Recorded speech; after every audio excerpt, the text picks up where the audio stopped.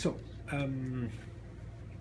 this scheme, 1001 Night, there's something similar also in the Enchantress of Florence, in a way. Why is it so important? Why it comes so often in your... Well, I think really it's because when I was much younger, oh, thank you, Andrew. That's great.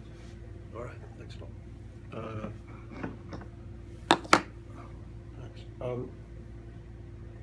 These stories, of which the Arabian Nights is only one compendium, you know, there are many others, but these stories were the thing that made me fall in love with reading, you know,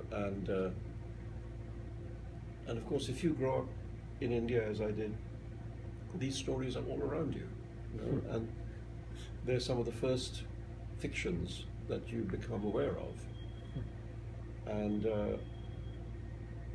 certainly that was the case for me, you know. So, I mean, I heard these stories both orally from parents telling me the stories, or in children's versions, and then afterwards in adult versions.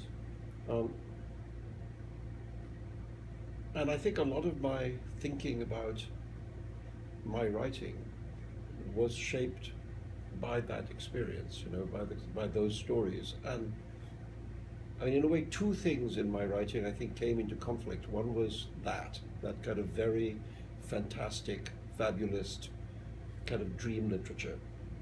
And the other was the fact that I was a student of history. You know, so at university that was my degree subject, etc. You know, so, and history, of course, is about the opposite of that. You know, so history is an attempt to try and make sense of what really happened. But in the end, I came to think that both these processes, the fantastic and the historical, you know, they're both ways of trying to make sense of what really happens. They just use very different tools. You know, yeah. So what happened to me somehow was that these two things joined forces, you know, in my work. Yeah. And I tried to use, you know, both processes almost like at the same time, you know? So to show that reality is, of course, something we have to think about and understand, but it's also something we have to imagine. And the imaginative act is as important in understanding it as the rational act, you know. So that became the way in which I started thinking about writing, you know. And then what happened is that for the last many years before this book, yes, I was writing my memoir. Yeah. And over there, yeah. But in the memoir, of course, I had to be completely truthful. Yeah.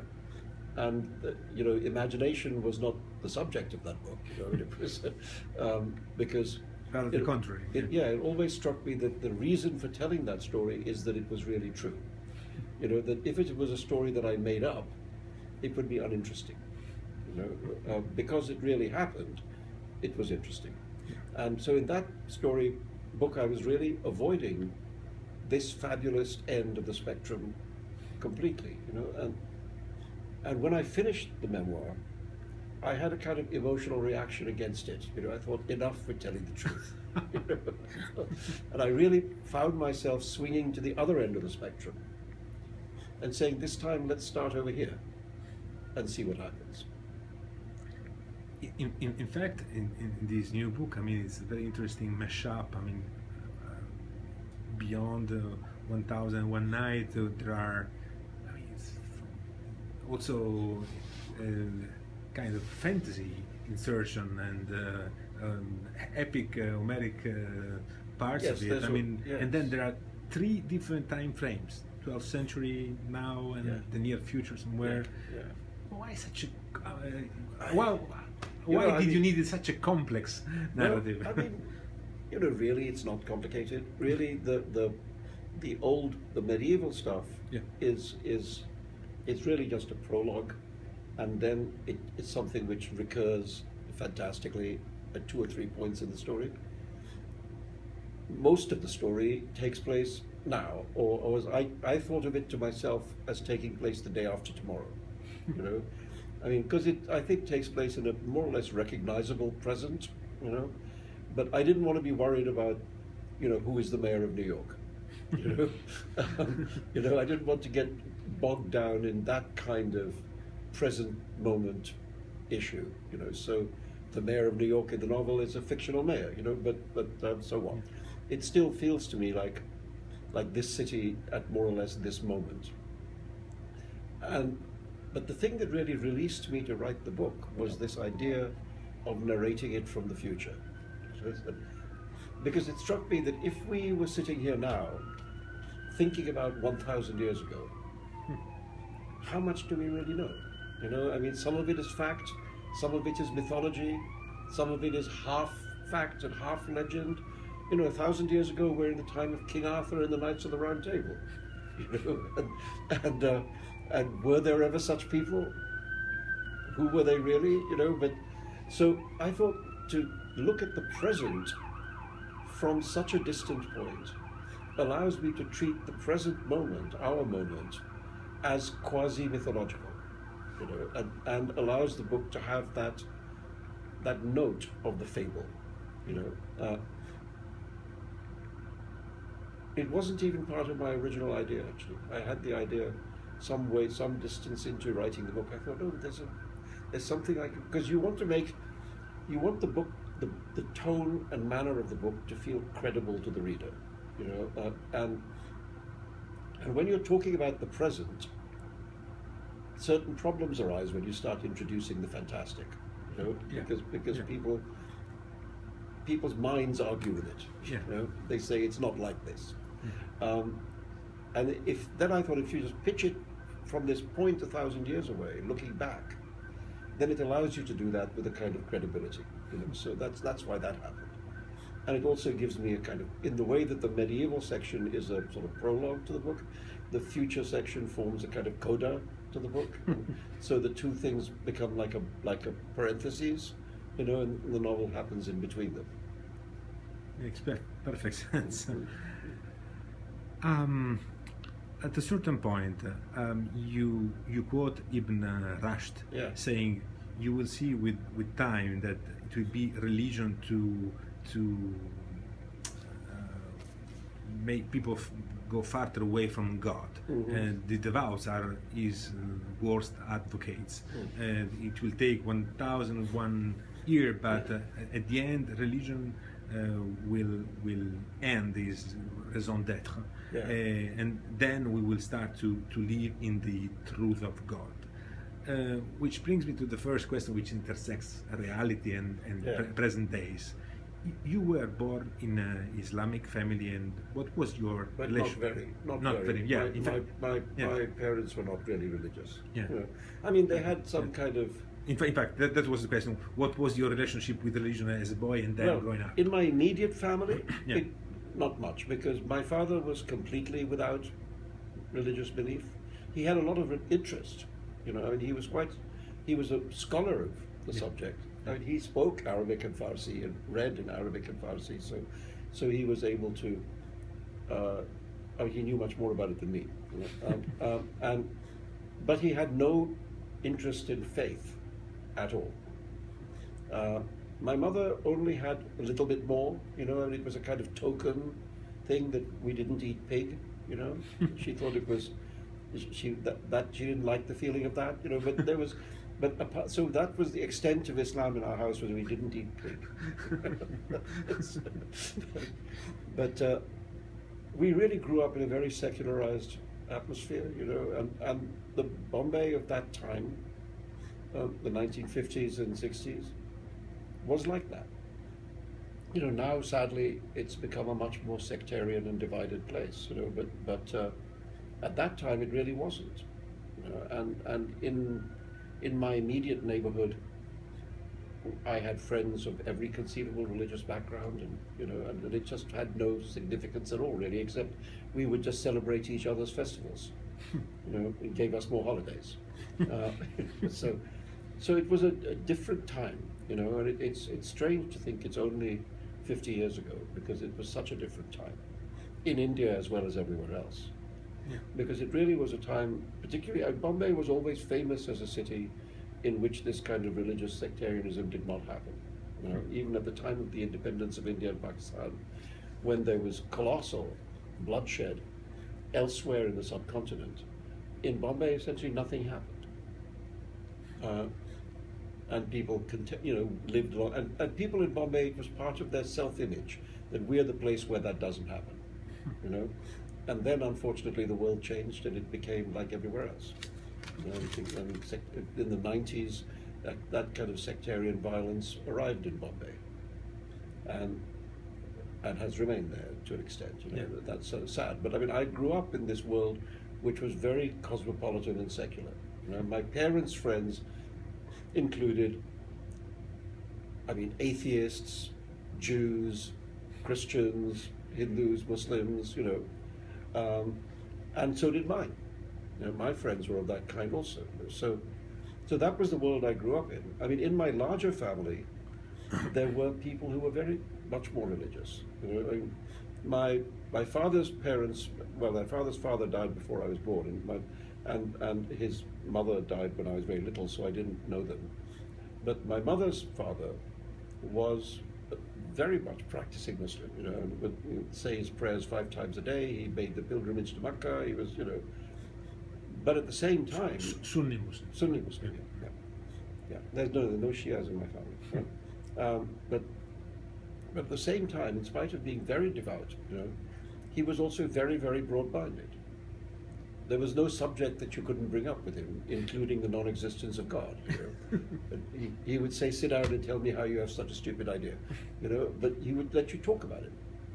As a child, you could talk to him about these things, you know. And so again, that was a different time when even, well, Indian Islam anyway, was very open, you know.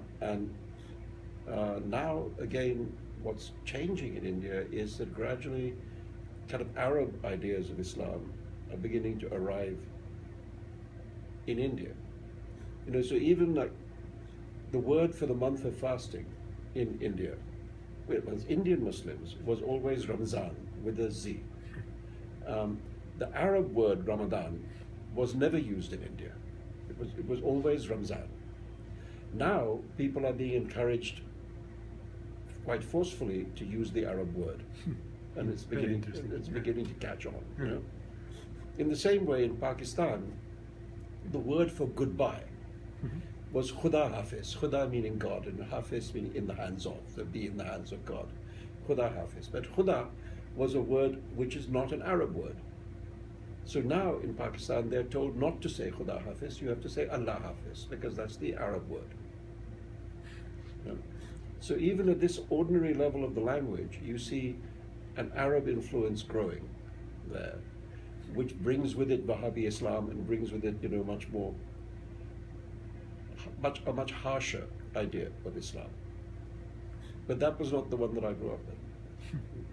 Very interesting and worrying change. Yes, very worrying, very worrying. Yeah, from a cosmopolitan place. Yeah, particularly my family is originally Kashmiri. Yeah. Now, Kashmiri Islam was heavily influenced by Sufism. Yeah. You know, so Kashmiri Islam was extremely sort of mystical in its orientation, and very mild, and also strangely adulterated with bits of Hinduism. You know, so for instance, you know, in Islam you're not supposed to worship people, but all over Kashmir you would find little shrines to various Kashmiri saints, pirs, you know, so Muslim saints, and they would be worshipped. And even truck drivers, I mean, even Hindu truck drivers would stop and make an offering to the Muslim saint, you know, and that was all completely normal. You know, so the two religions kind of each slightly infected each other. And now, again in Kashmir, because of the turbulence, etc., you know, what is happening with this, especially with the younger generation, is again this much harsher Arab idea of Islam is beginning to take some root, and that old Sufism is beginning to fade. You know, and again, therefore, it makes the world, you know, a harsher place. at a certain point, you introduced this character, Daniel Macaroni. Very interesting character, and when he talks to the Wall Street Journal and said that he and this company were involved in a kind of conspiracy, worldwide conspiracy, in which his partner were the International Monetary Fund and World Bank and other. He talks about derivatives. I'm very slow because I'm translating. From Italian. I remember the passage. You know very well. So, which reminds me. I mean, looking at the newspaper in these days of this Greek Euro crisis that has reached almost mythical proportion. There's nothing to do with the book, but it seems not so strange. It seems not the by reading the newspaper, what is your idea? I mean, seeing what's happening in Greece right now. My view is that it's exactly why I think that writing in this vein is not so bizarre, because the world is more bizarre than the fantasy.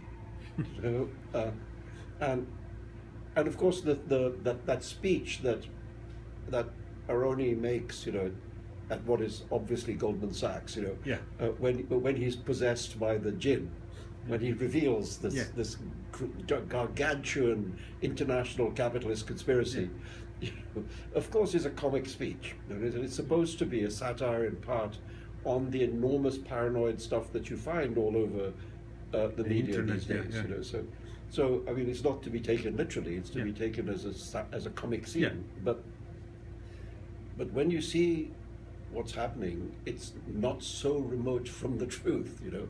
I mean, I'm not an economist, so don't ask me about the euro. But what I will say is, there's one article I read which struck home, which was an article that pointed out that after World War II, Germany needed to receive a colossal amount of aid.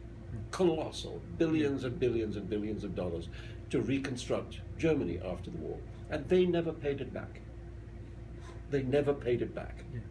So then you think, what is Mrs. Merkel thinking? That it's okay for Germany to default on its debts, which were 100 times the size of the Greek debt, but the Greeks have to be punished and humiliated? It's Germany would do well to remember its own history and how the European Union was born and why.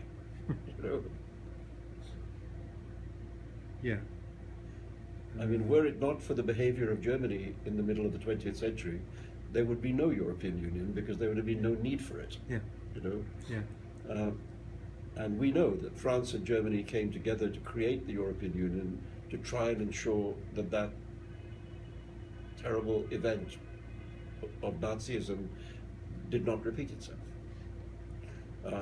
So a little modesty from Germany would be good. It's nice and diplomatic way to put it. Little modesty.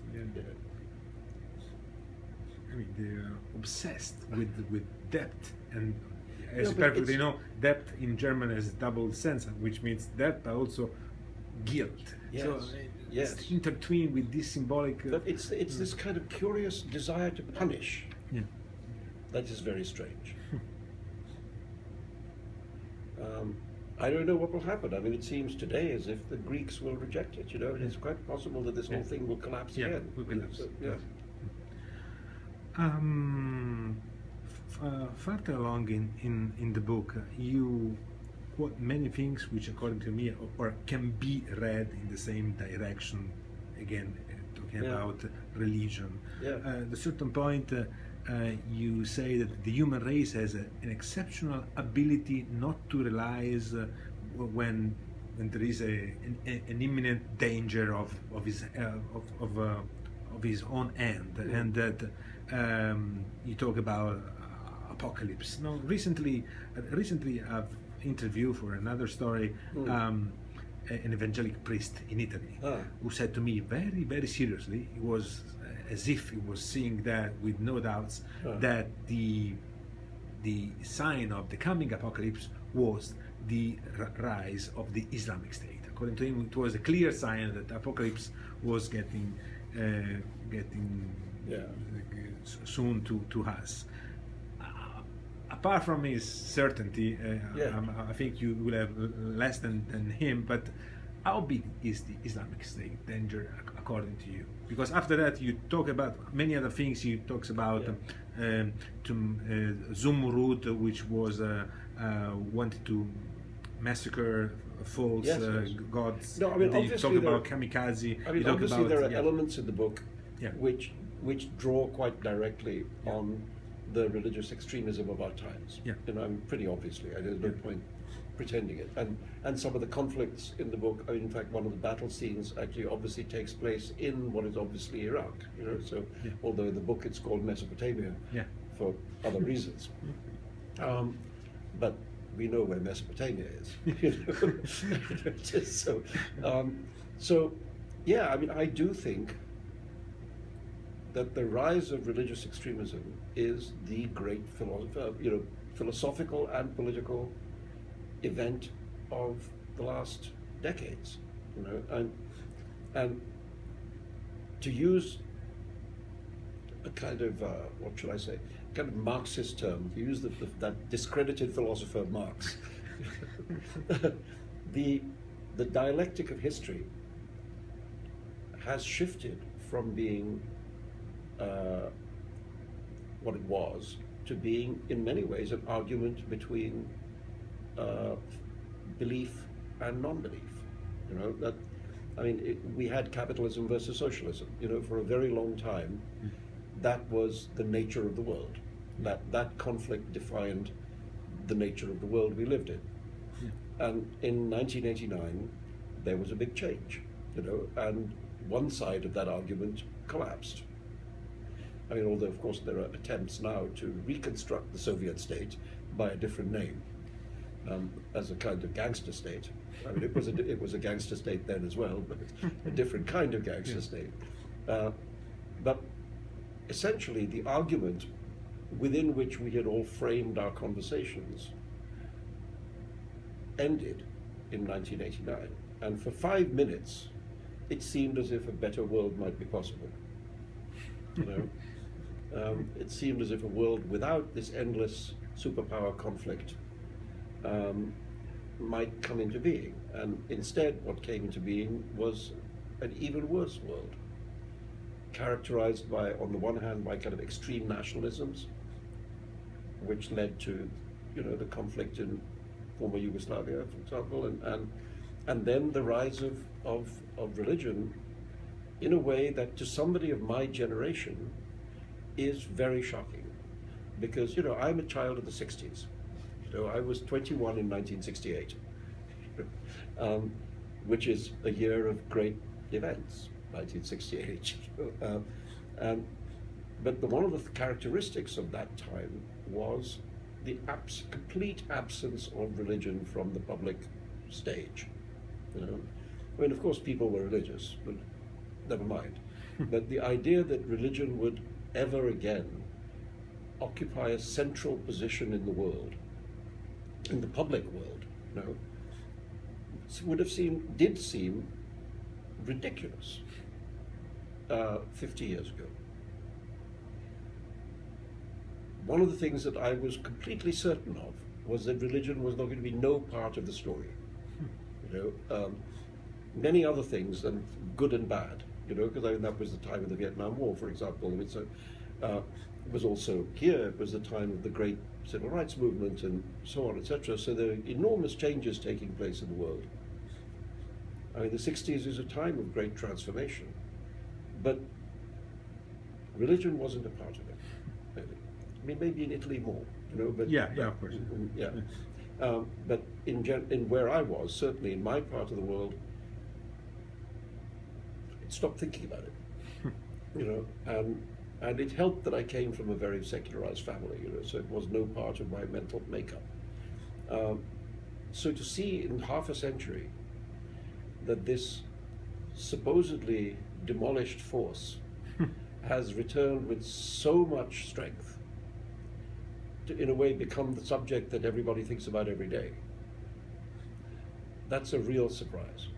I mean, it's one of the great surprises, I think, of the last half century. It's the greatest surprise. and not a good surprise. Now, how long that will last, it's very hard to say. I mean, sometimes I think that if you compare it to Soviet communism, that seemed, when it happened, to be a very powerful and life-changing, world-changing force. And yet, in 60 or 70 years, it completely disappeared, more or less completely disappeared.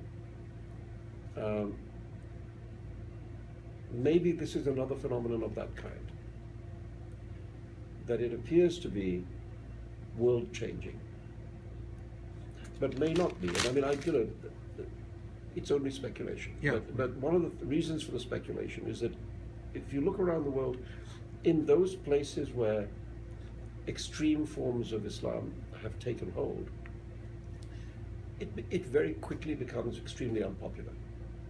You know, the Taliban were disliked by the Afghan people. Yeah. You know, the extremist groups in Algeria were for 5 seconds popular, and then they became very disliked by the Algerian people.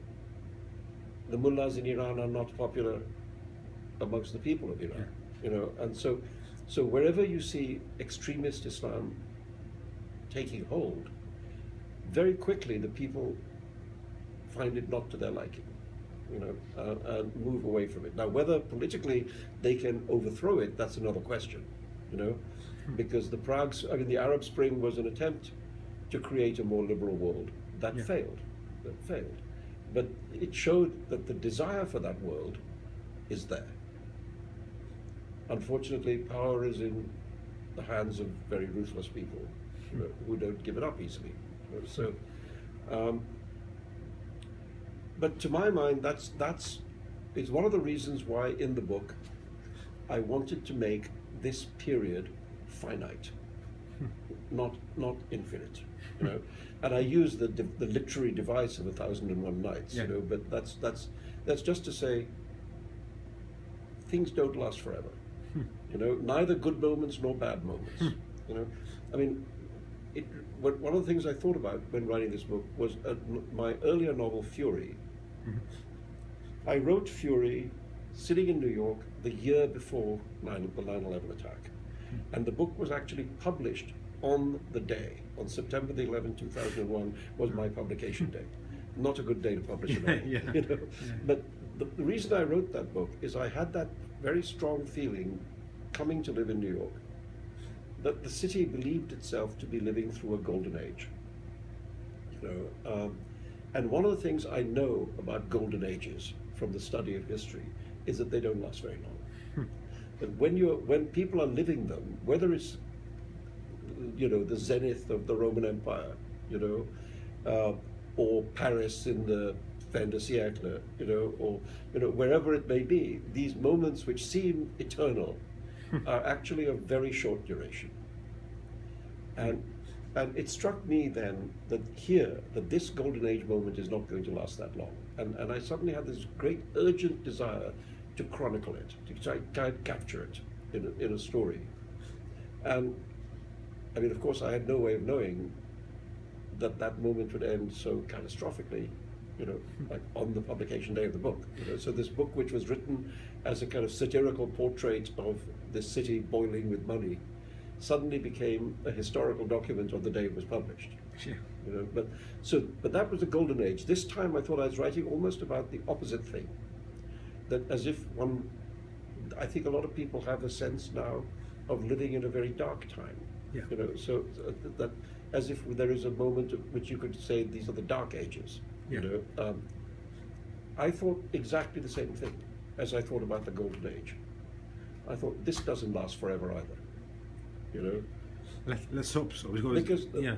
One of the things I think in general about history, but in particular about the present moment, is that we live in a time of incredibly rapid transformation. You know, the rise of the Islamic State from nowhere, you know, almost in weeks, it seemed, to was one of those moments of transformation. And it doesn't mean there won't be another one, which could be worse. Doesn't have to make things better, could make things worse. But I find myself waiting for moments of rapid transformation. You know, I do think there's a strange kind of inertia in the world's response to the Islamic State. Yes, that was the next question. Yeah, I do think there is a... Yeah. Do you think the West is doing everything it can to stop them? No, no, of course not. They're doing what they believe to be politically sellable to their electorates. I don't think anybody has the stomach to send armies into Iraq again after what happened last time. So, and yet it seems to me difficult to defeat this force from the air. It might be possible to contain it somewhat. I think there's signs that that's happening. But actually, if it were not for the Kurds, the Islamic State would be much more successful. And really, the ground force of the Peshmerga is the thing which is successfully combating the Islamic State. And of course, the Kurds have their own agenda. They want a nation state of their own. You know, so how this all settles, it's hard to say. I mean, long before the Islamic State arose, I think it seemed to many people clear that the problem with Iraq was that the British drew a line on a map and said this is a country, and it was always three countries. It was always a Kurdish area and a Shia area and a Sunni area, you know, and it seemed possible always that there would be a fracturing. And even now it seems very hard to imagine a return to the old state of Iraq. You know, so the question is, how does this end up? Does this end up with a Kurdistan in the north and then a Shia state and a Sunni state? I mean, it's possible. You know, I mean, war is not forever. You know, so at some point there has to be an ending to it. But what is the ending? It's very hard to tell. Very hard to see that as a unified state. In the same way as it's very hard to see Syria returning to being a unified state. So we have a region full of failed states. You know, which brings me to another question in the same block, which is, talking about Syria now, what do you think when you saw Palmyra's monuments destroyed? I've been there. I don't know about you. No, but I've never been to Palmyra, and obviously now won't go. You know, but look, this is not the first iconoclastic movement in the history of the world. It's true. You know, there have been movements before that have tried to destroy what came before. I mean, notoriously, the sixth Mughal emperor Aurangzeb, you know, moved through North India, destroying Hindu temples. And you know, there have been barbarians at the gates of Rome. Yes. And so. But that was a long time ago. It was a long time ago. This is horrifying because it seems as if the reason for doing it is to create horror. You know, there is no military reason for doing it. There's no social or cultural or religious reason for doing it. It's done purely in order to create dismay and horror in everyone who sees it. And I mean, what can one say? You know, it's one of the worst things in the world to see the beautiful things of the world destroyed, because we are all nourished by beauty. You know? And the death of beauty is a tragedy for the world. And which brings us closer to your autobiography. What did you feel when you saw, you know, on TV or on the internet journalists beheaded for just doing their job as you were doing as a writer when you were given the fatwa? I think the same thing that you think. You know, I mean, it's not a complicated human response. You know, but one of the things I felt even then about my own situation is that it was by no means unique.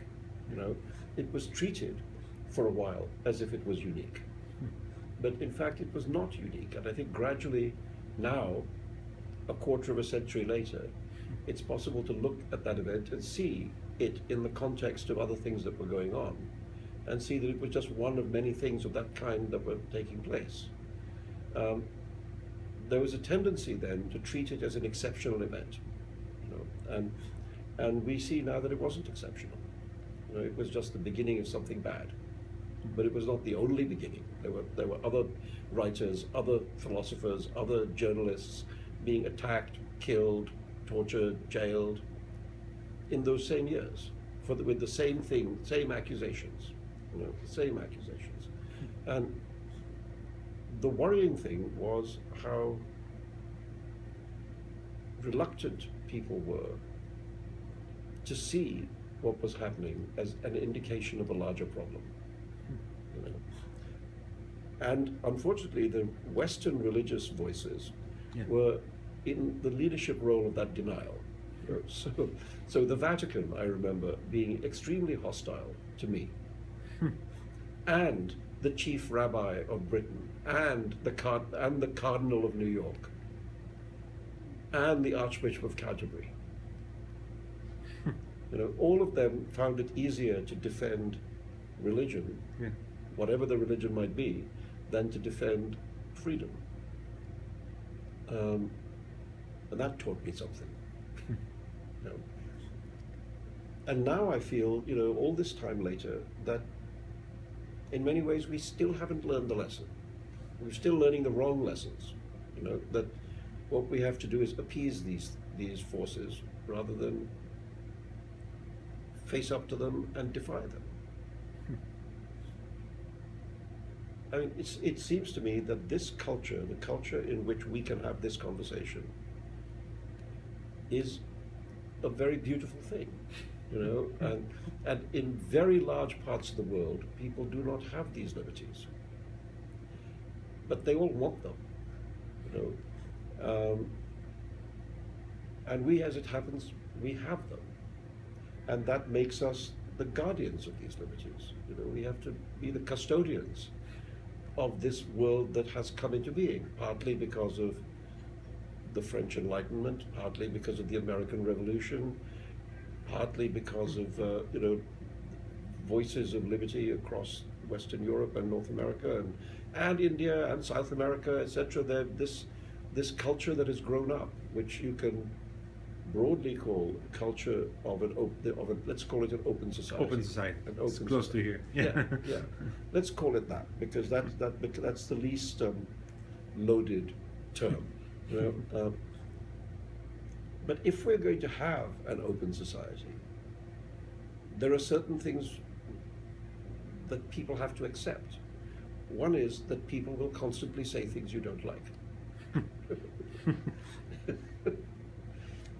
That every day you will hear people saying things you really don't like, and that you may well find offensive.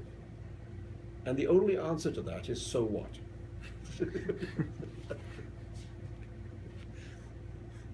Because any other answer threatens the fabric of the world that has been built.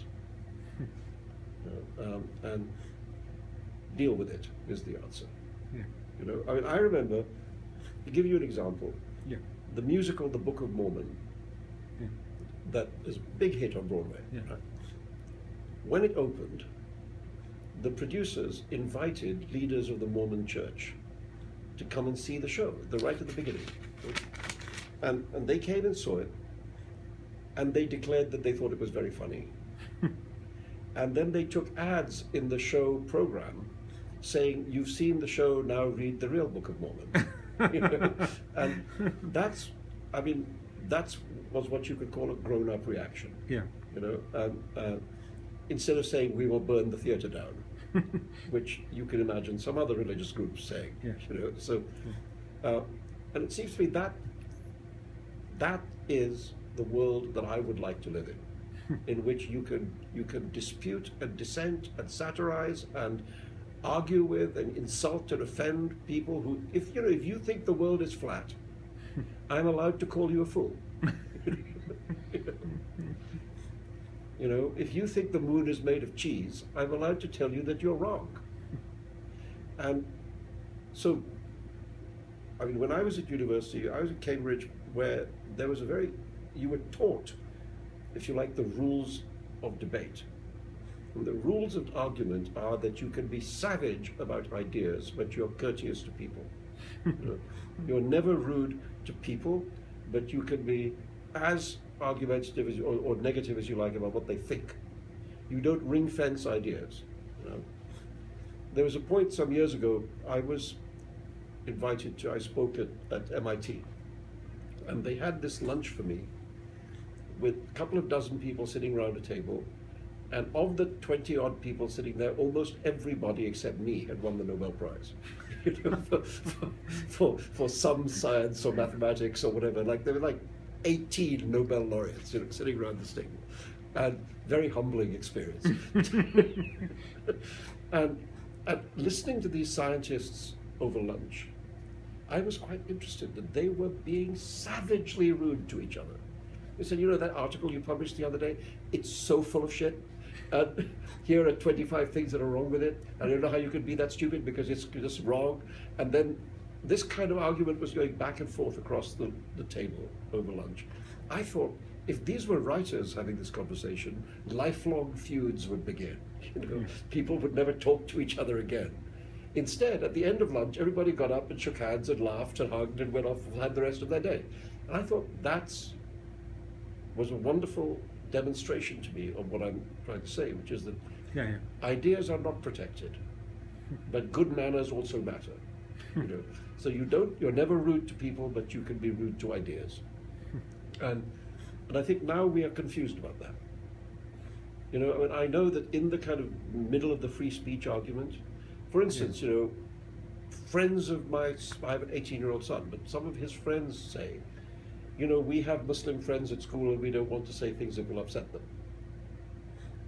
And I say, well, of course, you know, I mean, I believe in good manners too, you know, and I bring up my children to be polite, you know. But that subject is not the same subject as the right to express your ideas, you know, and you have to not confuse politeness with liberty, you know, and not use politeness as a reason for limiting liberty. Those are different things, and I think we've become confused about it. So I wanted to create this world in which, I mean, really what I think the novel came out of, in terms of what's happening now, since you were asking about that, is that I think we live in a world in which the rules have changed. You know, all the rules, political, religious, technological, everything has changed at enormous speed. And I think many people feel bewildered. You know, many people feel that they live in a world where they don't really understand the rules anymore. You know, and I thought, how would it be to write a novel in which the most fundamental rules suddenly stop working? You know, the law of gravity, for example, you know, suddenly stopped working, or it became too powerful. You know, it became greater than it should be, either levitation or being crushed. You know, but just if the laws of nature suddenly were unreliable, that would become, to my mind, that for me, that became like a metaphor for what people feel is happening in the world. That we live in a world whose laws we no longer understand. You know, we used to all know how things were, sort of. Good or bad, we sort of knew how they were, and now suddenly we have no idea how they are. And also we have this belief that a lot is being concealed from us. You know, I think it is an age. I mean, one of the reasons for that speech you mentioned of Daniel Aroni is that I think we live in a very paranoid time. You know, and some of the paranoia is fed by the truth. You know, when you have things like the WikiLeaks exposures, or you know, Mr. Snowden's revelations, you begin to see that there actually is a secret world in which things are going on in which we have no idea of, but they're directly affecting our lives. So we live in this world now where we don't understand what's happening, and we have deep suspicion that what is actually happening is not very good at all. So I thought this idea, the frame idea of this book, would become a fictional, would become a way of talking about that without talking about it literally. Yeah, makes a lot of sense. Since you've said that, since you quoted that about free speech, of course, this was further on in our conversation, but I'm going to anticipate that. When you say that your case was conceived as unique, but in fact it was just a prequel of what was going to happen. It's terribly true, of course, and we've got a list of accidents very similar to yours. I mean, I just quoted the most famous, but there will be many more.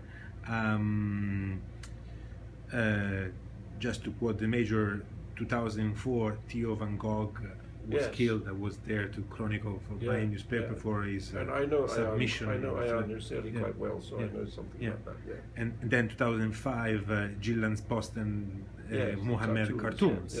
And then you wrote about that, and the article was, this manifesto you co-signed with many other intellectuals, was published in Charlie Hebdo. And now we go fast forward to 2015 to now, Charlie Hebdo. So the question is, where do you draw a line? Well, not there. Not there, of that's course. for sure. Because that's exactly what I'm saying about the open society. Irreverence is part of the nature of the open society. I mean, there's no such thing as a respectful political cartoon. It just simply doesn't exist. I mean, I don't think it was in Charlie Hebdo, but it was somewhere else. There was a political cartoon I saw a couple of years ago, satirical cartoon, here in America somewhere, which was a picture of the Pope, not this Pope, previous Pope, so it must have been before the change of Pope.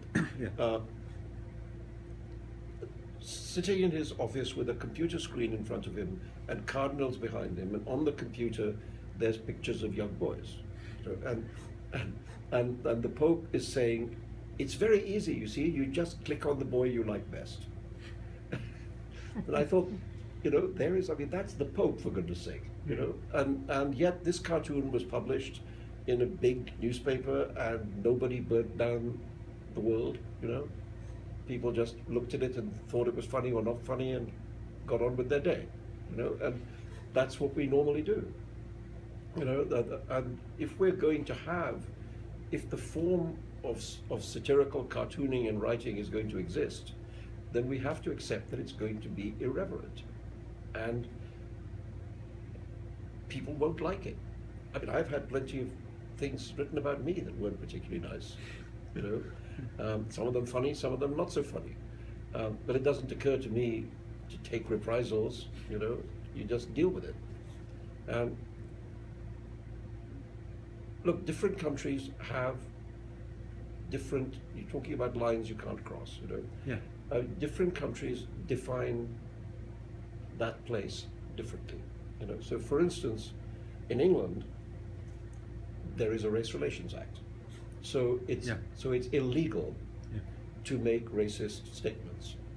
You can be arrested and taken to court and sent to jail for publicly making racist statements. And in England, everybody accepts that that's a good thing. That they accept that. You criticize that. Well, I worked for many years in race relations in England, and most of the time I had no problem with the Race Relations Act. I thought, why not? Fair enough. But one of the things about living here and beginning to think a lot about First Amendment law is that First Amendment law draws the line differently. I mean, one of the reasons why racist groups like the Ku Klux Klan can function normally in America is that here the First Amendment protects even that. And I mean, I thought about that a lot, and for a long time I didn't know which side of that argument I was on, And I came to think that it's better to allow these statements because, first of all, then you know where the racists are, and that's useful information. Secondly, that I think bad ideas do not disappear if you ban them. And quite often the romanticism of taboo actually makes them more powerful and not less powerful. That by being swept under the carpet, they can become more powerful under the carpet than they would do in the light of day. where they could be critiqued and attacked and demolished. So I began to find my opinions shifting towards this more libertarian First Amendment position. Because exactly the question is... So now you are more on the American side. Yeah, the question is not only where do you draw the line, but who draws the line. You know, it's the famous Latin phrase, is quis custodia ipsos custodes. You know, and I don't want somebody having that right to decide what can be said and what's not said. I would rather that too much was said than that not enough was said. So, you know, there are countries, including this one, which impose censorship in time of war. So, for instance, during the Iraq War, in this country, it was forbidden to show pictures of coffins coming back. And that was, I thought, a mistake. And of course, much of the press in this country objected to that, quite rightly. But it was done because people feared that, or the government, the administration feared that it would turn people against the war. Because of the echoes of Vietnam and so on, you know. So it's not an easy question, because, as I say, different countries at different times draw that line differently, you know. But my view is that how should I put it? Put it like this, that the default setting should be that expression is free and unregulated. If you have a reason for regulating it, the burden of proof is on the censor, you know, not on the people defending that liberty, because freedom of expression should be the norm. If you're trying to limit it, you better have a damn good argument, you know, and I would probably be found on the other side of that argument, but you don't always win the argument. So I see.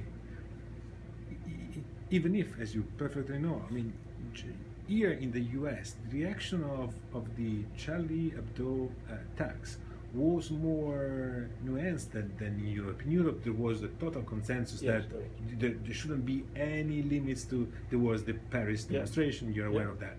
While here, there were some intellectuals who said, yes, but listen, that was not satire, that was an outright attack towards the... Well, partly it was to do with ignorance, and partly it has to do with political correctness. You know, I mean, it's a combination of the two, and it's a very bad combination. When political correctness combines with bad information, that's what happens. I mean, the fact is, the PC thing has to do with the fact that this argument that it's a bad thing to offend people has acquired a lot of traction. There are plenty of people who will tell you that that's correct, you know, and of course it's a very dangerous argument to make offense a limiting point, because everything offends somebody, you know, and if you make offendedness a reason for censorship, then nothing can be said, more or less, you know. So that has to be demolished. But some of the arguments were because of that. Others were because people really didn't know about Charlie Hebdo. And, you know, the magazine was accused of racism, and it was accused of statism, you know, and whereas actually nothing was more anti-state than Charlie Hebdo. And most of its attack was on the Front National, and it was a kind of committedly anti-racist magazine. And as emerged, at the moment that they were executed, they were planning an anti-racist conference. That's what they were actually doing, you know. So to have them, as happened here, accused of being racially prejudiced and organs of the state was so much the opposite of the truth that it was very frustrating, especially as some very prominent people signed up to that. Yeah. You know, against the price that. Yeah. Yes, I mean, but it was really shocking to me because very intelligent, talented, creative, thoughtful people signed up to this when they really didn't know what they were signing. They really didn't know. And And in Europe, of course, people know much better because that's where it happened, you know. And in that sense, European culture Europe behaved very well in the immediate aftermath of that terrible attack, because it made it clear that this was what European culture is. Yeah. It must include this, and you can't retreat from that. Sometimes there are lines you can't cross, you know, in retreat. I mean, I thought, for instance, you know, in the case of the Danish cartoons, most of them I thought were not funny. Most of them, if I had been a picture editor on a newspaper, I would not have published most of them just on the grounds of not being funny. In fact, the funniest one is one of the rudest ones, which is the one where the prophet at the gates of paradise is saying to the jihadists, please stop doing that because we're running out of virgins. Now, that's a good joke, yeah. You know, and on the editorial grounds of a good joke, I would have published that one, you know. But it seems to me with any of these issues, there's two different conversations. One is a conversation about editorial judgment. Was it a good thing to publish the cartoons or not? And I think different picture editors, different newspaper editors would have different views about that. No two picture editors in two newspapers have the same view, you know. So some newspapers would have judged, yes, we'll do it. Others would have said no, and that's fair enough that disagreement should exist. That's normal journalism, yeah. You know. But once the subject of violence enters the question, then the subject changes. Then you're not talking about that. Then you're talking about how do you react to violence, you know. And what I would have liked to see is every newspaper in the world publishing those cartoons as a response to the violence, just to say, we're not going to be shut up because you're behaving like that. How many people can be killed? If like 1,000 newspapers had published the cartoons the next day, it would be a way of saying, we don't accept this kind of violence in response to this kind of work. And it has nothing to do, it's the same as Charlie Hebdo. It's not to do with whether you like the cartoons or not. I don't like a lot of the stuff in Charlie Hebdo, you know. And actually the two gentlemen who came here to accept the award, yeah. Gérard Biard, who's the new editor, and Jean-Baptiste Torre, who's the film critic who survived because, like a good French film critic, he was late for work and it saved his life. But he was saying, in a panel discussion here, you know, that we had at the Penn Festival, yeah. He said, you know, if you don't like the cartoons, you say so. He said, I don't like half the cartoons. He said, you know, in the magazine, we're always arguing about what we should put in, what we should leave out, and everyone dislikes half of it, you know, including the people who work there. So it's fine. If you want to say you don't like the cartoons, come and have that conversation. But that's not the subject. The subject is whether you can be killed for drawing pictures.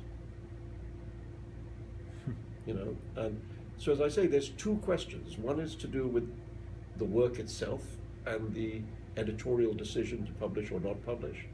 And that can be people can have very different responses to that. And there can't be any argument about that, because that's just how journalism is. But the question of the response to violence, it's a different subject. Yeah. And I remember when the attack on me happened, there were people who said about me that I did it on purpose, I called it down on myself, I was responsible for the architect of my own misfortune. In those days, not all those voices, there were one or two voices from the left, but the very large preponderance of those voices were from the political right wing. You know, now, those voices are coming from the left. And what's happened in 25 years is that argument, the victim blaming, has moved from the right wing to the left wing. This is very interesting, yeah. I didn't consider that, yeah. Now you only hear that from the left. The right says, oh yes, religious extremism bad. The left says offending Muslims bad.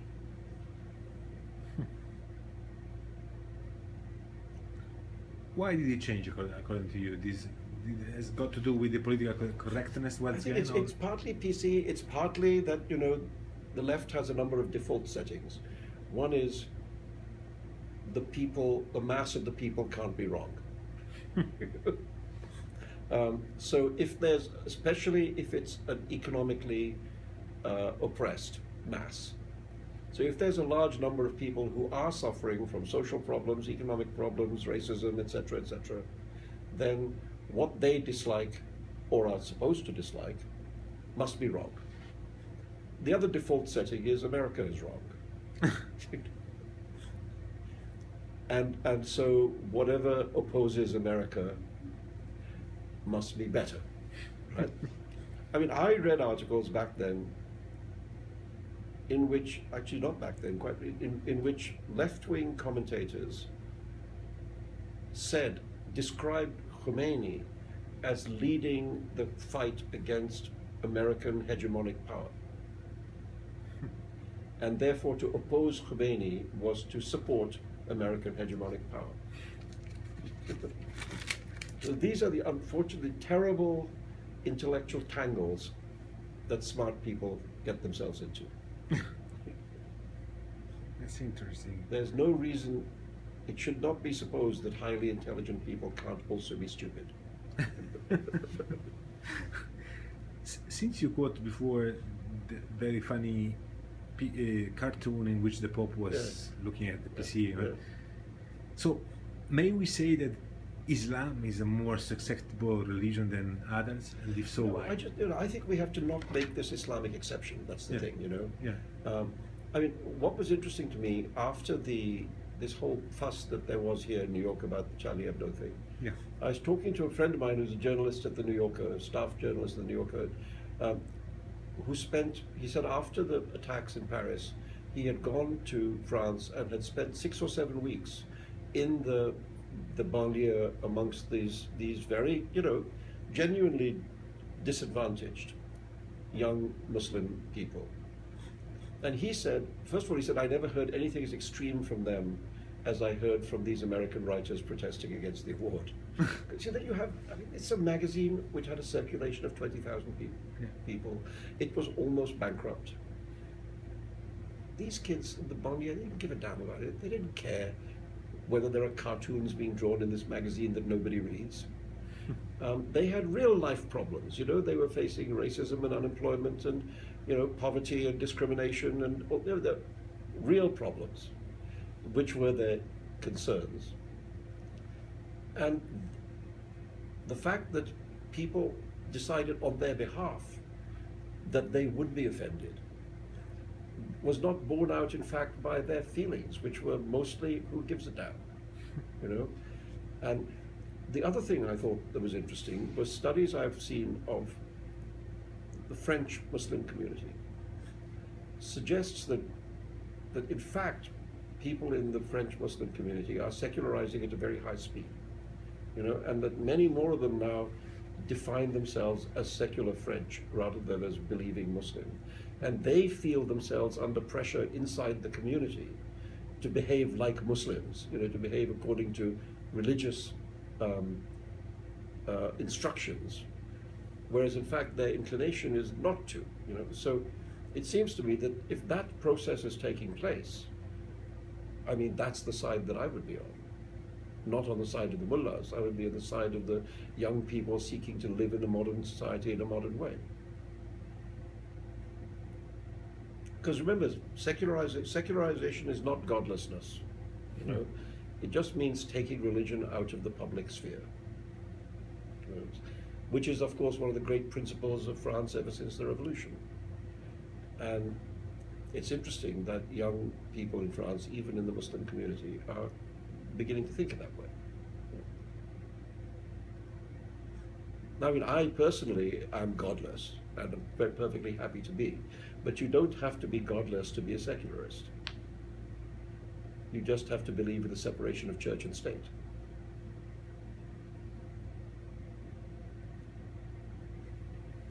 That's interesting. I didn't know about these kids which are. Yeah, I mean, because of all this Charlie Hebdo thing, I've been reading a little about it, and I thought it was interesting. Yeah, definitely. So you don't buy the Islamic exceptionalism vis-a-vis of being very sensitive to offenses? I think, in fact, to make an exception for Islam is to guarantee a rise of anti-Muslim racism. I mean, or prejudice. You know, if people feel that that Muslims are being treated as a special group, and given special privileges and being kind of mollycoddled, it will increase hostility, not decrease it.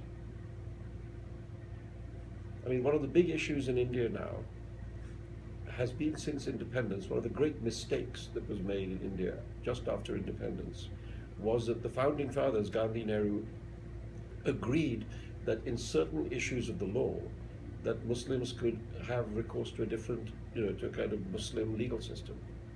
And that has created resentment for ever since the independence of India. The fact that there is not just one law for the whole country.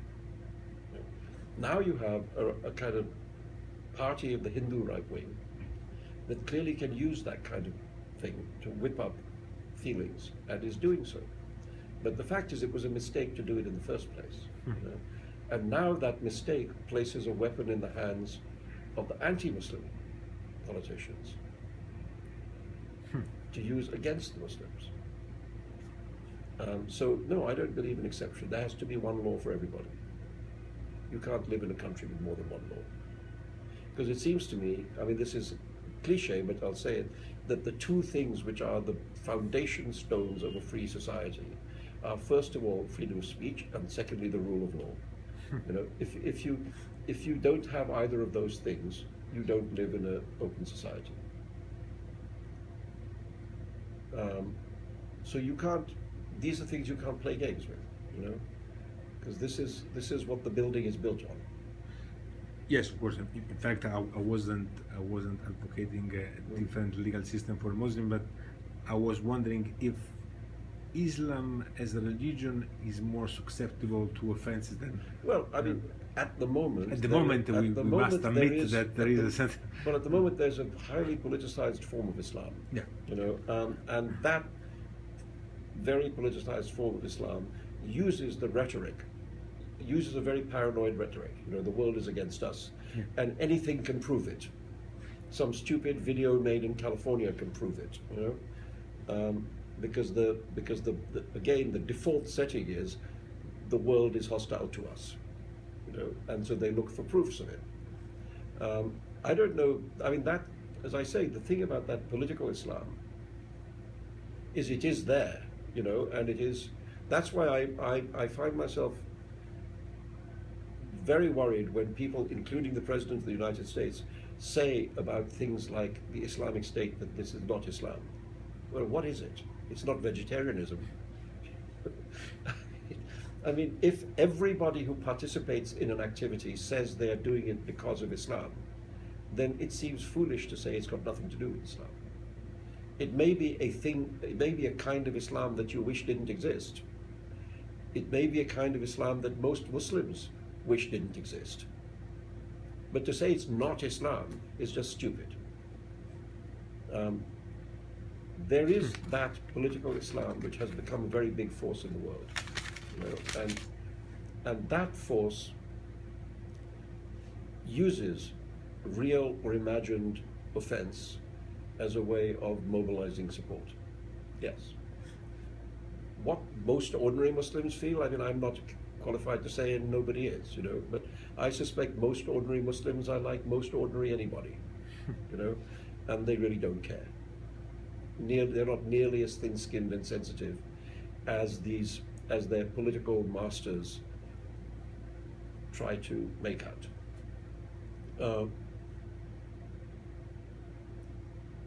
I mean, one of the arguments I've always made is that the people who are suffering most from radical Islam are all Muslims. Yeah. Yeah. The Muslims being killed in the world now, 99% of them are being killed by other Muslims.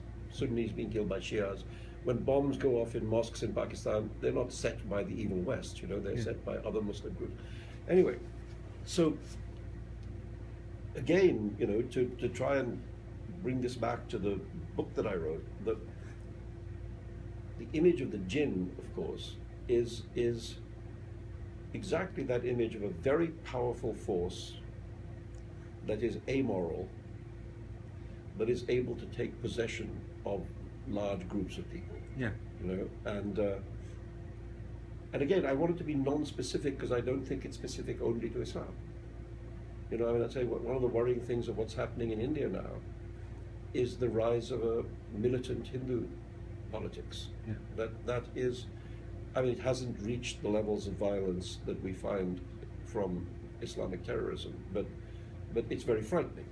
Yeah. For people in India who are not part of that movement, and is being used more and more to attack free expression, to attack newspapers, television stations, and journalists, and artists. You know, attacks on films, attacks on works of art in galleries, and on books, as well as on the news media. You know, so I mean, there are parts of this country where you can go and see and listen to Christian voices saying how the Armageddon is going to be brought about by marriage equality.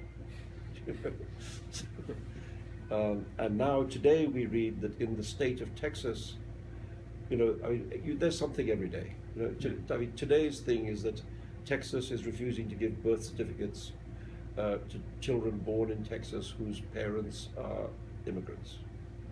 You know, so nowhere is perfect, you know. So that's why I wanted to separate, you know, the force in my book.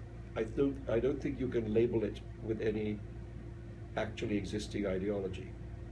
Because one of the things that interested me when I was doing the research about the jinn is that the jinn in many ways are older than Islam.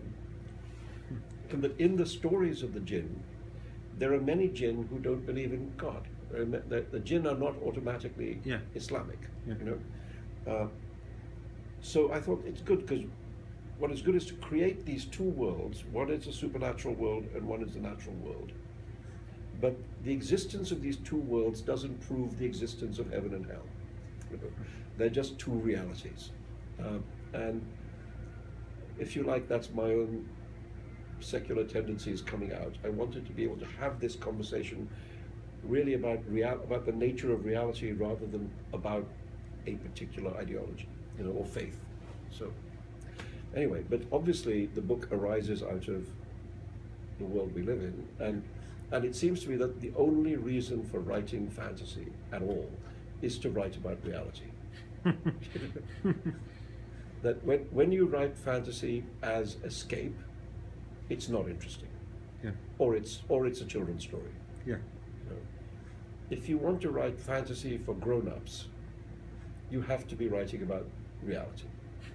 And it just becomes another way of talking about it. You know, I think when the term magical realism is used, the problem with the term is that when people use that term, all they hear is magic.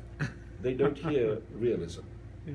But in magic realism, the magic and the realism have to be there, both there. And that's why I say to you right at the beginning of our conversation, that was very much my makeup, that I had these fabulous tales to draw on, but I also had a tradition of historical study to draw on. Yeah. And I wanted to put those things together as two kinds of discourse which are trying to do the same thing, which is to talk about how things are, you know. And if they do that, and that's why I use at the front of the novel this famous picture of Goya. El sueño de la razón produce monstruos. Yeah, but in his note about that, what he says is that reason, when joined with the imagination, creates marvels. When separated from it, it unleashes monsters. Yeah. You know, so that question about the relationship between the rational world and the irrational world. And it's not an easy, it doesn't necessarily just mean that reason is better than dreams, you know. There's the famous short story of poet Delmore Schwartz. A story, "In Dreams Begin Responsibilities," which is a beautiful phrase, and it's a great short story. But I think that the fact is that we are creatures of dream as well as of reason. You know, we are creatures of wild fancy as well as of thought. You know, and by putting them together, you see who we are as human beings. You know, and the collision and complicated relationship between those things is our story. You know, and so that I wanted that to be Because I think underneath all these issues that are going on now, technological revolution, religious revival, the crumbling of nation states, all these things, underneath all that, it seems to me, is the battle between the empirical, how we live our daily life, and the, if you like, the imagined world. Because you have to imagine something before, you have to imagine the wheel before you can make a wheel, So the relationship between the imagined world and the empirical world is very close. You can't have one without the other. Yeah. But there is clearly a disorder in that relationship right now. And so I wanted the disorder in that relationship, the disorder in the relationship between the imagined life and the empirical life. That's, it seems to me, the conflict inside which we live, and that's underneath the conflict which you can say is between Islam and the West, or between this and that. Underneath that is the difference between the world we dream into being and the world of our daily lives. How do those things collide, and what happens when they do? Which is very clear, and that's why this book is particularly interesting and resounds with reality, even if the style chosen is that of a fantasy, to simplify. The point about the fable, if you do it properly, is you can say quite complicated things very simply. Because very often if you read, I mean, one of the writers that had a great influence on me was Italo Calvino.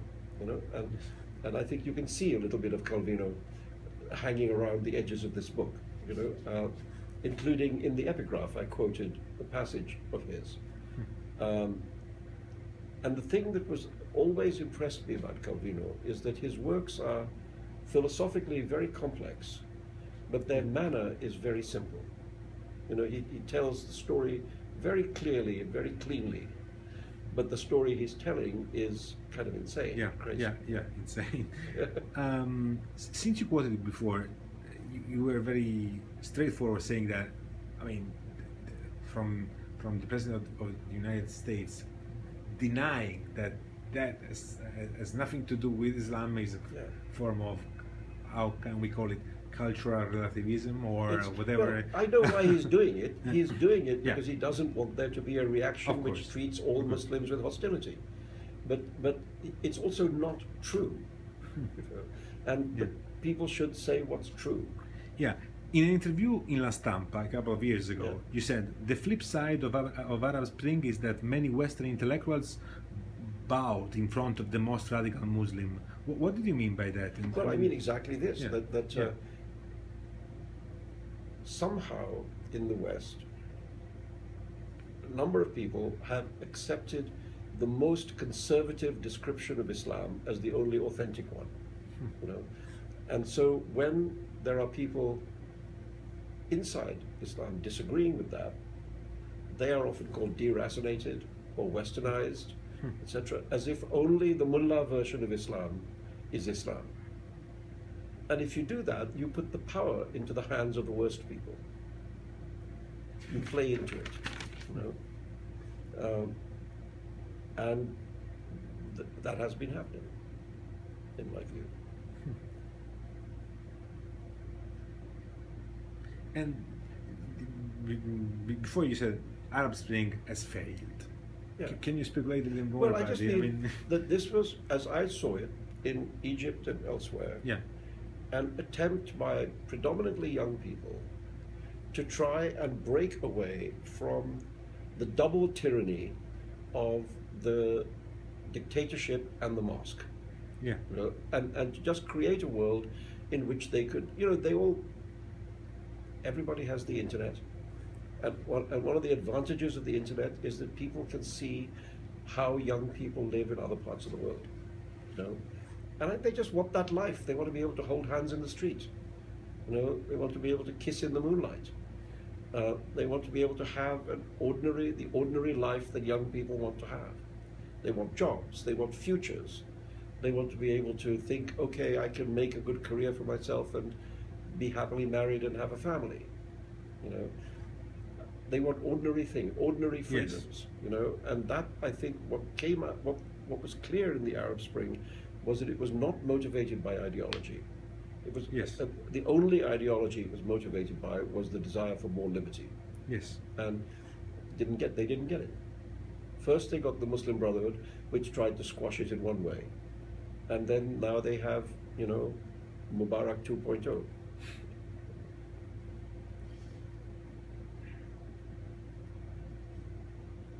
But Yeah. what it showed me was that underneath the power elites, whether religious or military, the people wanted that.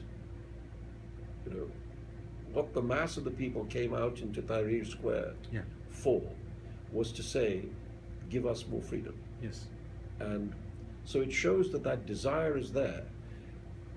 And the Green Revolution, or the Green Movement in Iran was Yeah. similar, So you see this everywhere. The desire of the people is not in line with the ideology of their rulers. So at some point, hopefully, that will be rectified. Which brings us to this day, today, yesterday, something important happened in the world. I'm talking now about the nuclear agreement with Iran. Yeah. On the newspaper, New Yes. York Times today, I see it, page yeah. 1 is Yeah, full I of saw it. it, yeah. Obama said, this is not out of trust, but this is because we checked everything. And what do you think? The world is a safer place today? Your story is intertwined with Iran. Listen, I'm no fan of Iran, for obvious personal reasons. I want to believe in peace. I think peace is a better route than war. Wars have not got us very far in the last 15 or 20 years, whether in Afghanistan or Iraq or Syria. War hasn't been a very good way of solving problems.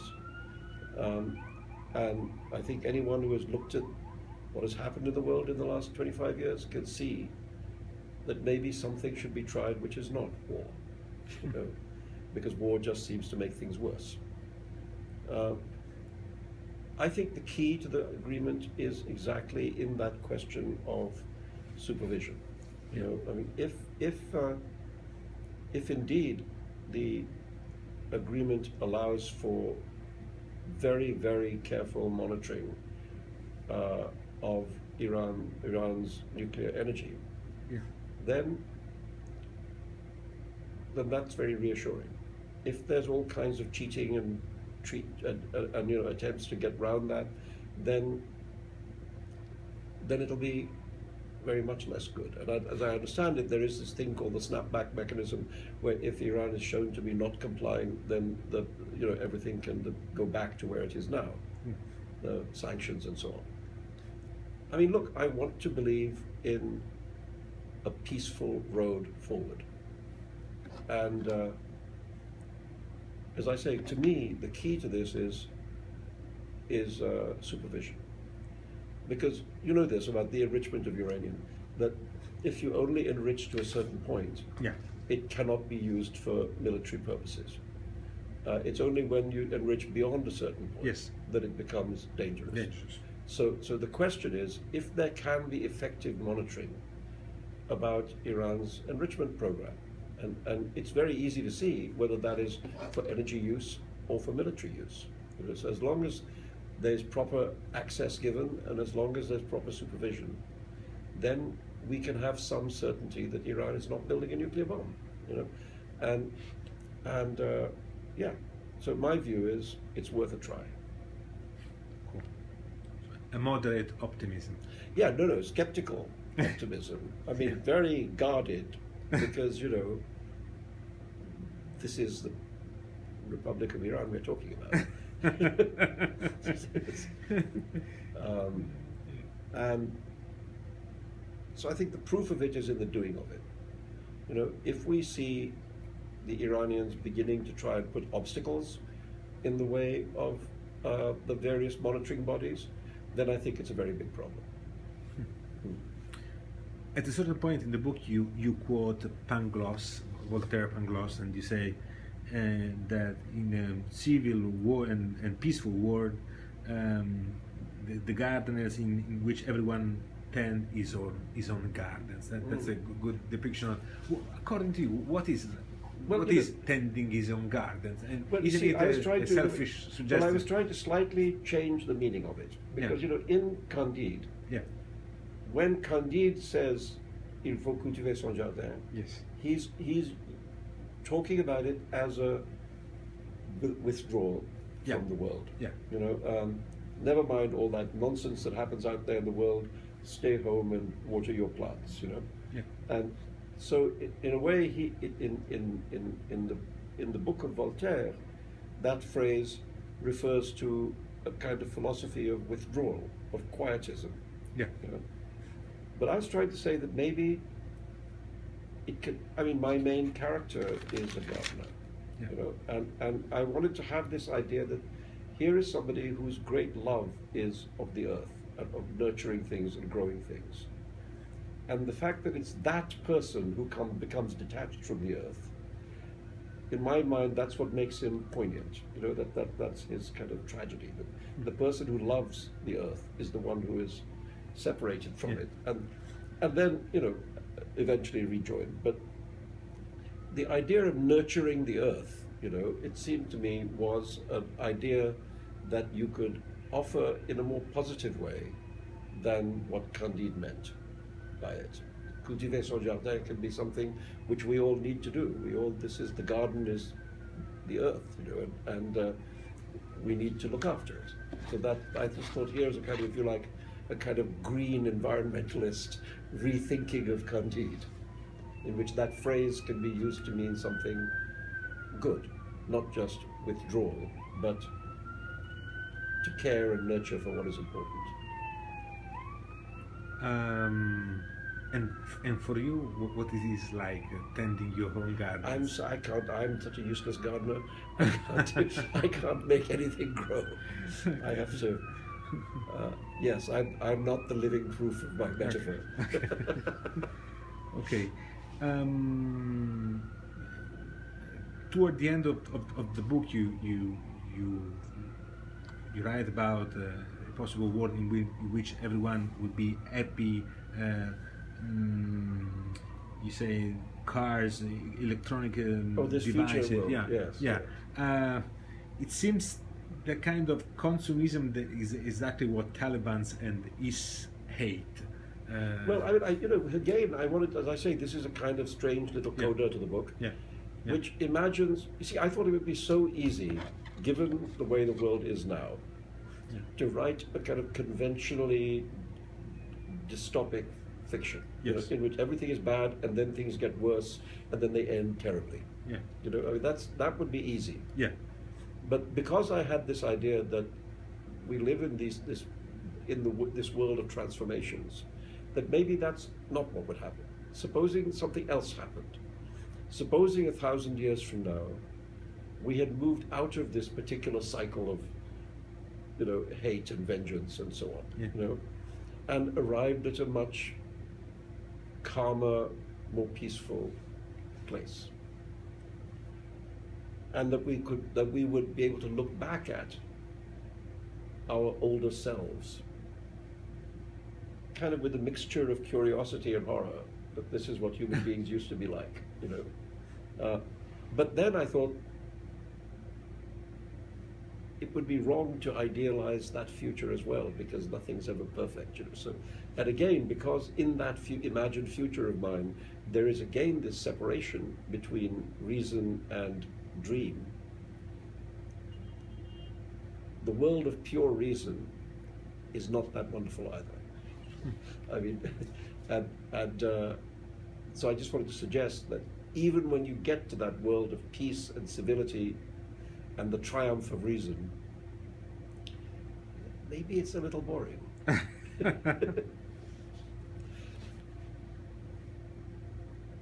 What would it be like? Somebody said to me, who read the novel, a friend of mine who read the novel, was very shocked by the ending, about this world in which there are no dreams. And she said to me, she said, I'm so shocked that you ended there. Why did you end there? And I said, because I wanted to end with that kind of shock effect. She said, but I want to read about that world. And so she said, you should write a sequel. which Yeah. I had never thought about, but now maybe I will. Yeah, before arriving there, because Yeah. this is the last question, of course, but what is happiness for you right now? You know, I don't know. I have very conventional views about happiness. You know, it starts for me with family, and friends. I mean, and I really love this city. I mean, I'm very much a creature of the city. You know, I mean, I've lived my whole life in three great cities, in Bombay and London and New York. You know, and of them, I find that New York and Bombay are very similar in many ways. The kind of quality of life, the kind of energy of the city, Yeah.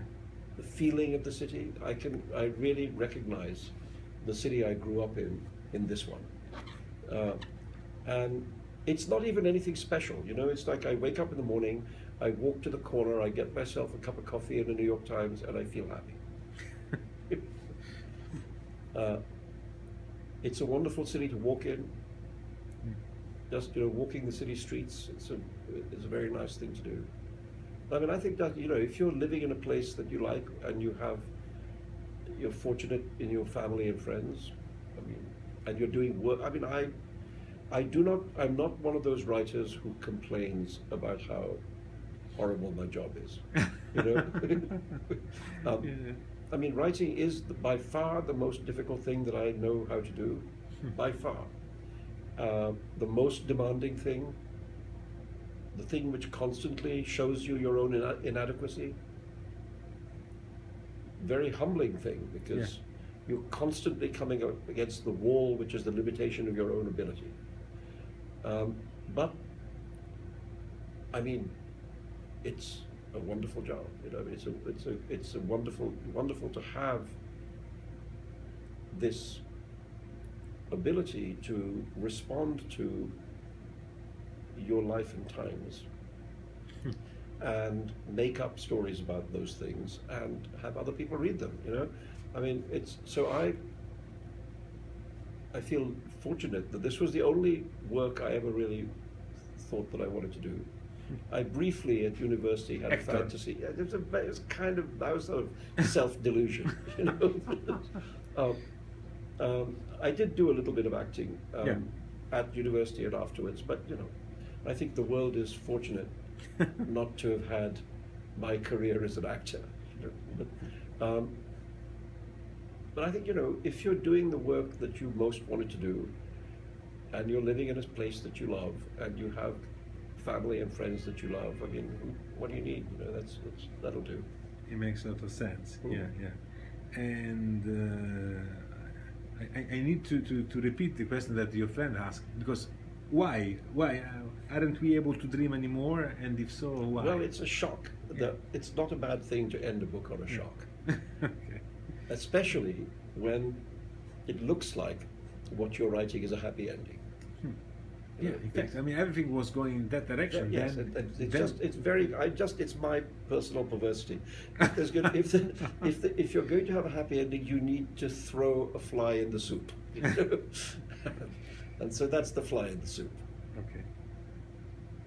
But do you think that now we have lost that ability to dream, or no? No, I think no. Now we're in 25 different kinds of mess. Yeah. But we still. I mean, I think the power of imagination is what is transforming this world.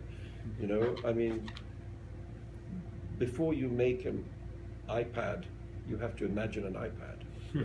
Before you, I mean, actually, the thing that made the revolution, of course, was the iPod. You know, the first thing that changed the world was the iPod, and after that, the phone, and after that, everything else. But somebody dreamed those things up. You know? Somebody thought, oh, here's how you make the circuitry that will make this work. And I mean, one of the most interesting things I've done in these last years is I've visited some of these the temples of the new culture, you know, Google, etc. And when you go inside the big Google headquarters in Mountain View, California, the thing that it reminds me of more than anything else is a very big playground. everybody is very, very young. Yeah. The average age at Google is something ludicrous like 24. You know, you have these young kids playing, but playing with incredibly brilliant toys and inventing new toys for us all to play with, you know, which are changing the world. So I think we live, of course, in a time of incredible creative fertility. You know, I mean, the great Englishman Tim Berners-Lee, who invented the hyperlink, is probably the person who changed the world more than anyone else. You know, without the hyperlink, no internet. And I'm interested, I mean, I feel that the artistic possibilities of this new world, we're only just beginning to, I don't think we really have learned what they are.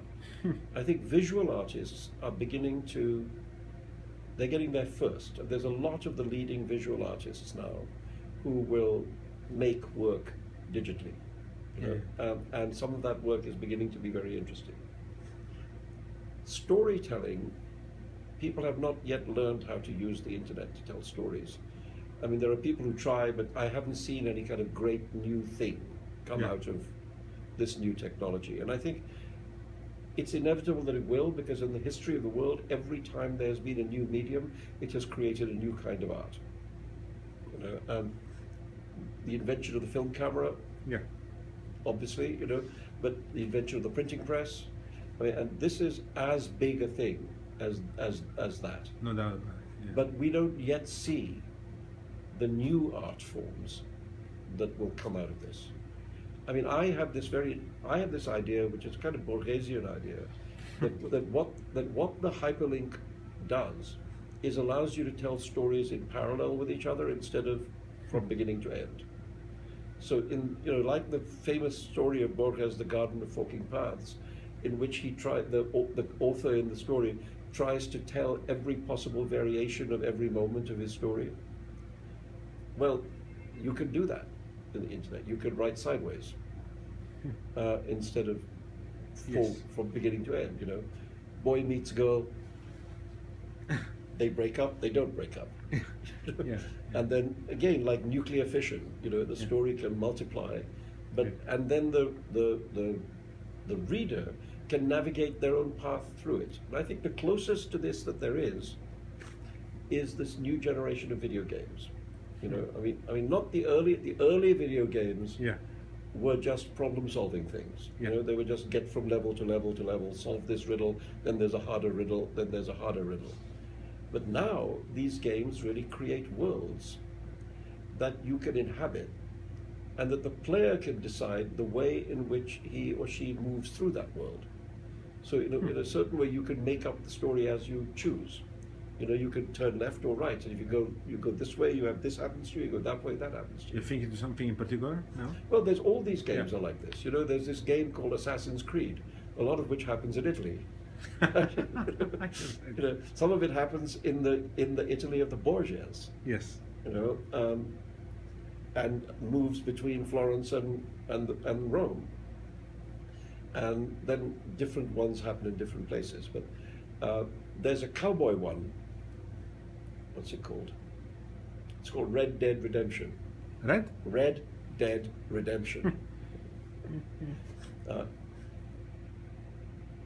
In which the player is this one particular guy on a horse, but there's a big world of the West, you know, and he can decide which way he's going and what obstacles what challenges he faces and what he does. You know, so the player becomes an agent in the way in which the game unfolds. And I think that's quite interesting, because that shows me something about how you could tell stories in the internet. Definitely. Where you could allow people to make their own path through the story. Last few questions and we're done. And in the book, you talk a lot about the incredible sexual appetites of genes. I mean, they make a lot of kids, but they make love a lot. well, Also, they've got to do something. in the Enchantress of Florence, there was a character, Caracos, Yes. who was able to practice 7 different kind of nail sexual stimulation. Very weird. Yeah. How important is sex in your storytelling, and how important is in society at large? I think the great thing about sex in literature is that it has enormous comic potential. I think it's always best when it's used as a source of comedy. I mean, otherwise you move towards 50 Shades of Grey, and it's just embarrassing. So, in my case, whenever I've written about it, I've tried to make it funny. And somehow by being funny, it can sometimes be sexy as well. But the point is that sex is kind of, let's say, if you're not yourself engaged in it at that moment, it's kind of ridiculous. The idea of other people making love is sort of imagine your parents making love, it's ludicrous. So for I've always thought that it has, and in this, of course, the jinn having this non-stop sex life is a comic device. It's just because what else do you do if you're immortal and you live in an unchanging world, which is fairyland? What do? The jinn are not intellectuals. They don't read books. They don't seem to create much art. So what have they got to do? They as well have sex all the time. Because they're inexhaustible, so why not? But for my mind, in my books anyway, the use of sex, I think, has almost always been comic. I think, and in the case of the Enchantress you were mentioning, that comes out of, I mean, if you read these sex manuals of ancient India, Kama Sutra and so on, I mean, that kind of detail, the detail about how to use your nails to arouse, I mean, if you read it, it's ridiculously comic. Because sometimes, the positions that they recommend are more or less physiologically impossible. There's in the Kama Sutra, just to give you one example, there's a thing which is called the climbing up the mountain position, in which the lovers have to be standing. The woman puts her left foot on the man's right foot. They're facing each other, obviously. And then she puts her right leg around his waist.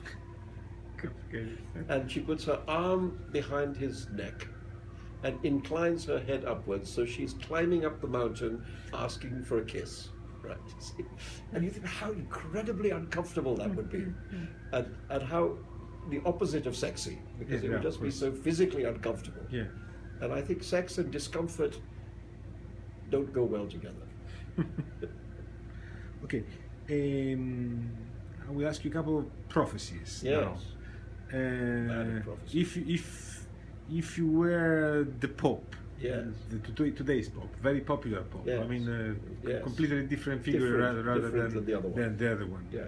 So what would you do to promote worldwide peace? What would you do to lessen the dangers of fight between religion? And what would you do if you were Obama? So this is the double question. If I was the Pope, I would resign. That would be the best. You don't like this Pope? No, I just don't like the idea of popes. Yes, of course. No, I think this Pope is complicated. There are some things in which he's been... I'm just finishing. Thank you. Thank you. Well, there's some things in which he's been clearly very progressive, and it's been good to hear those things said. For example, on climate change. But there are some things in which he's not been at all progressive. I mean, for example, his statement, or the Vatican statement, after the Irish voted to legalize marriage equality. Where he described it, or the Vatican described it as a catastrophe or something. I forget the exact word. Well, I mean, that's not progressive. So I think let's be charitable and say that nobody's perfect, including the Pope, who is supposed to be perfect. But no, I mean, in general, if you're asking me if I was the Pope, I would give up the job. Obama, I think, You know, I've been very interested in the Obama presidency because I remember the night of the election as what happened in this city and in America was this moment of optimism such as I hadn't experienced here in forever, you know, this moment of incredible hope. And I remember saying to friends that I was spending that night with that now we have to watch him disappoint us, you know, because the hope is so great that nobody could have fulfilled it. And so disillusion, disenchantment was going to be inevitable. And I think there was something about the first Obama term that was quite disappointing, where he seemed to be too cautious, a little bit too much of a kind of Chicago machine politician. And people were thinking that he wasn't the guy that they voted for, you know. I had always hoped that the second term might be different, that when he no longer had to worry about running for office ever again, that maybe we would see him a little bit unleashed. And I think we've actually seen that. I think now, suddenly, the Obama presidency's achievements are looking really quite extraordinary. You know, that now we're, whatever, 6.5 years into the 8 years. Yeah. And if you start adding it up, you know, the healthcare success, the marriage equality, even like, let's see what happens with this deal with Iran, but I mean, very large foreign policy success. You look at the recovery in the economy, you know, the recovery of the Detroit motor car industry, yeah. The recovery of every economic indicator shows that it's been a very, very successful presidency. Yeah. You know, unemployment is down, the national debt is down, et cetera, et cetera. So I think it's beginning to look like a very, very impressive presidency. I mean, there's a year and a half to go. He can screw up still, but I mean, yeah. I mean, I think, you know, this is going to be, if I put it like this, if his presidency ended tomorrow, I think it would be remembered as a very important presidency. You know, so I think he's done okay. Yes. What I think has happened, however, is that there is an element of the American right that has just simply not been able to bear the idea that the president is a black man. Just not been able to bear it. Yeah. And I think a lot of this rise in racial attacks, so on, that have been happening around the country, yes, including from the police forces. Yes. I think these are in some way a response to the absolute horror of the American right that a black man is the president of the United States. And it has raised the level of hostility towards black Americans, African Americans, to heights that are very, very alarming now. Yeah, you know, there were a lot of people, too many cases. Too many. Yeah. There, and you know, when Obama was elected, there were a lot of people who thought he would be assassinated. Yes. You know, strangely, what has happened instead of that is that the attacks have been on much more vulnerable people, much more vulnerable people. By proxy. Yeah, right? by proxy, exactly. And two questions about the future. How do you imagine yourself in 5 years' time? God, I mean, you know, I'm over 68 now, so I'll be happy to be here in 5 years' time. I mean, I think, truthfully, one of the things about reaching this point in a life, or certainly in a writing life, is it makes things very much clearer. Like when you're young, time appears to spread in front of you, you know, and you're less concerned with exactly how to use your time. You know. When you get to this point, it becomes very clear to you that you have no time to waste. You know, if there are things you want to do, you better damn well do them, because otherwise you won't be able to. You know, so I think it's a useful clarity for a writer, because it also affects the projects you choose to do. You know, that they better be things that are very important to you to do. If they're kind of trivial or secondary, don't do them. Don't have time. So that point of arriving in the last if I'm lucky, the last third, might be much less than a third, last quarter, is that it just clarifies it. Make sure you do the work that's most important for you to get done. Do the things that really matter while you have time to do them. And that's a good way to sit down at your desk. It's a good way. Yeah. And will we be still talking about the IS by then? In 5 years' time, we'll still be battling with I hope IS? not. I suspect we will be, but I hope. But what is difficult to know is how it will change. I mean, look, the worst case scenario is again the barbarians at the gates of Rome. I mean, the Islamic State keeps talking about Rome. Yeah. It's clearly in their thoughts. Yeah. That's the worst case scenario. I kind of don't find myself able to believe that yet. So the best case scenario is that it begins to fracture and dissipate. I mean, the losses are very heavy, but the recruitment is also very, strong. Now, I mean, I think I'm allowed to say I don't know, but I don't automatically assume the worst. I mean, look, when the attack happened on me, most people, including most of my friends, didn't believe in the possibility of anything except a dreadful ending. And yet here we are. So I don't always assume that things are going to go according to the worst case scenario. When I was dealing with the police, the special, secret police a lot, I learned a lot about the worst case scenario because that's how they think. But look, the worst case scenario of crossing 57th Street is that you're going to be hit by a truck. And if you live your life according to the worst case scenario, you can't cross 57th Street. But we all do. And most of us are not hit by trucks. So the worst case scenario is not a way to live your life. Okay. Do you think that the rest of Islam should do something different in order to prevent this worst case scenario? I'm the wrong person to ask. I'm the wrong person to ask. I don't like religion in the first place. So my view is that, as I said to you, it's Muslims who are suffering the most from this extremist political Islam. And yes, of course, we must hope that they rise up against it and prevent it from continuing to oppress them, let alone us. I mean, actually sitting here, we're not that oppressed by radical Islam. No. Go to any Muslim country and you are.